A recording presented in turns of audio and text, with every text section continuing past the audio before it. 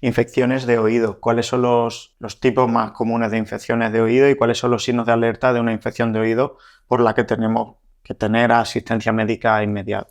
Bueno, pues veré, me voy a ayudar de esta figura para entenderlo bien. Hay dos tipos, esto muy simplificado y para que la gente que no sea sanitaria lo comprenda. Tenemos, por ejemplo, la otitis externa, que son las típicas que ocurren en verano. ¿Por qué? Porque en realidad lo que se ha infectado e inflamado es la piel del conducto auditivo, ¿no? Esta es la entrada hacia la oreja, la entrada hacia el tímpano, que está aquí. Y esta piel, pues, se infecta. ¿Por qué? Pues sudor, calor, agua retenida después del baño. Y luego hay factores individuales como el pH de la piel. Esto se infecta, empieza a producir dolor y supuración.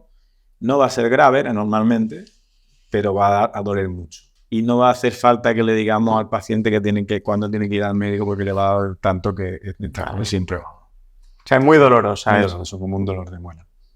Y hay una segunda opción, mucho más frecuente en niños, aunque también se ve en adultos, que es que detrás del tímpano se acumule moco, ¿no? Que se acumula moco detrás del tímpano y ese moco en determinado momento, en niños, por ejemplo, pues porque al tener la nariz taponada para vegetaciones, el moco se acumula aquí. Lo mismo que le puede pasar al adulto con rinitis alérgica, por ejemplo, ¿no? Todo lo que sea taponamiento nasal hace que se inflame la trompa de Eustaquio, que es el conducto que va de la nariz al oído, y se genera moco detrás del tímpano.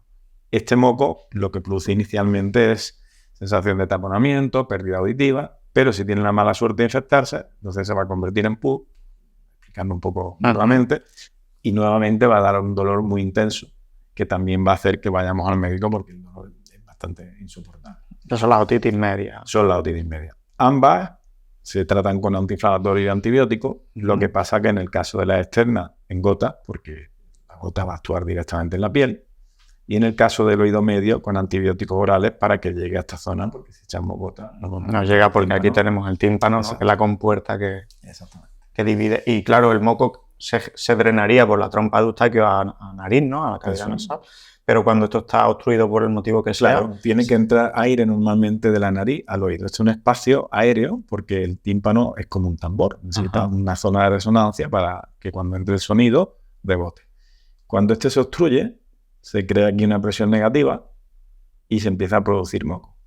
¿Esto tiene algo que ver con cuando se nos tamponan los oídos al cambiar de presión, al despegar en un avión o al bajar? Por eso hacemos así si nos destaponan, ¿no? Yo soy también...